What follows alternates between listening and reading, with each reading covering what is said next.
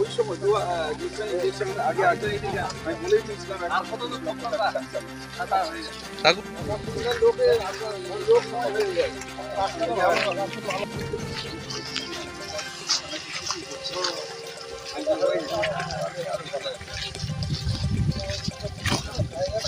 দেখলেন আমাদের নেট রেলওয়ের অধীনে গাজল রেলওয়ে স্টেশন আমাদের এই রাস্তা যে রেলওয়ে স্টেশনে আসতে গিয়ে আমাদের যে ন্যাশনাল 512 এনএচের থেকে আমাদের স্টেশন পর্যন্ত যাওয়ার যে রাস্তা আছে মানে কানেক্টিং রোড স্টেশন, তো এই রোডটা দীর্ঘদিন ধরে একেবারে বেহাল অবস্থা ছিল।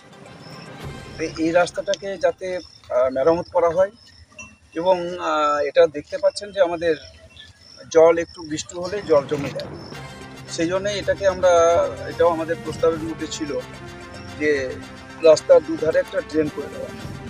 তো সেই ড্রেন আমাদের এখন ড্রেনেরও এই প্রস্তাবের মধ্যে আছে। টোটাল 1,30,00,000 টাকার একটা স্যাংশন আছে, মানে সব মিলিয়ে হয় এটা হচ্ছে 1,29,00,000 টাকার কাজ হবে অ্যাকচুয়ালি। বাকি অনেক সব পেপার ওয়ার্কস আছে, অন্যান্যগুলো আছে। তো 1,30,00,000 টাকার যে প্রপোজাল সেটা আজকে স্যাংশন হয়েছে এবং তার ভিত্তিতে কাজ শুরু হবে। আজকে আমরা সেই জন্যই দেখতে এসেছিলাম, ইতিমধ্যে মাল পড়তে শুরু করেছে।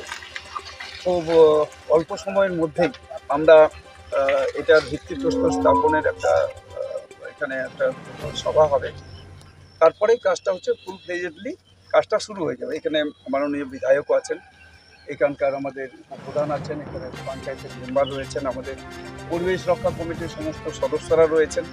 ওরাও চাইছেন যাতে এই যে একটা বেহাল একটা অবস্থা, এটা খুব দ্রুততার সাথে এটা শেষ হয়ে যায়।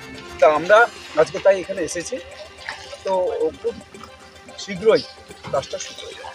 স্টেশনে ঘুরে দেখলেন, কি দেখলেন স্টেশনে কিছু একটা সমস্যা আছে, এগুলো নিয়ে সম্মানীয় আমাদের এখানে ইঞ্জিনিয়ার সাহেব আছেন আমাদের ডিপার্টমেন্টের, যেখানে আমাদের সাথে আছেন, ওনাকেও বলেছি দরকার হলে পরে সেগুলো নিয়েও একটা প্রপোজাল তিনি রেডি করবেন। আমরা এখানে দেখলাম যেটা হচ্ছে যে একটা টয়লেট আছে, সেই টয়লেটটা খুবই একেবারে ব্যবহারের অযোগ্য। সেই টয়লেটটা যাতে একটু ব্যবহার করা যায় তার জন্য ইঞ্জিনিয়ার সাহেবকেও বলা হলো, তার দৃষ্টি আকর্ষণ করা হয়েছে। বাকি এখানে যে কাজগুলো আছে যেমন এখানে আমাদের ট্রেন তো অনেক বেড়েছে, যাত্রী সংখ্যাও বেড়েছে এবং শেড যদি বাড়ানো যায় রোদ বৃষ্টি থেকে।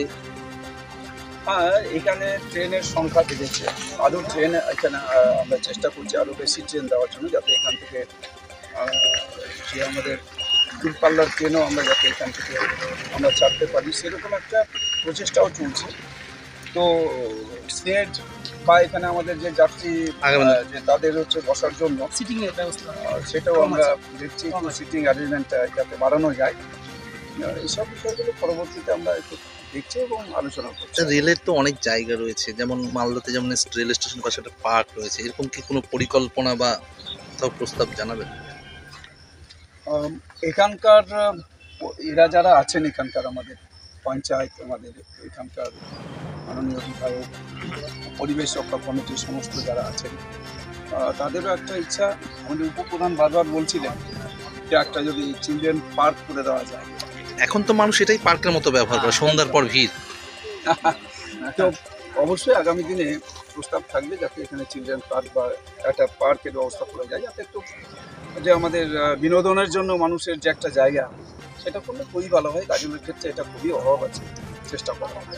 ঠিক আছে। আর একটা দাবি আছে আমাদের পরিবেশ রক্ষা থেকে, ফারাক্কা এক্সপ্রেসটাকে একটা স্টপেজের জন্য, এখানে দুটো গাড়ি আছে। ফারাক্কা এক্সপ্রেসের জন্য ইতিমধ্যে দুটো জায়গাতে, বিশেষ করে আমার লোকসভা কেন্দ্র এলাকা দেউতলা এবং গাজল, এই দুটো জায়গাতে স্টপেজ যাতে দেওয়া হয়। আমি যে এখানে মাননীয় আমাদের রেলমন্ত্রীর তার যে বাজেট ছিল, আমাদের মূল বাজেটের সাথে রেল বাজেটটাও আমরা একসঙ্গেই হয়। তো আমার যে বাজেটের যে স্পিচ, তার মধ্যে আমি গাজল এবং দেউতলা স্টপেজের জন্য আমাদের যে ফারাক্কা এক্সপ্রেস তার জন্য মেনশন করেছি। ঠিক আছে।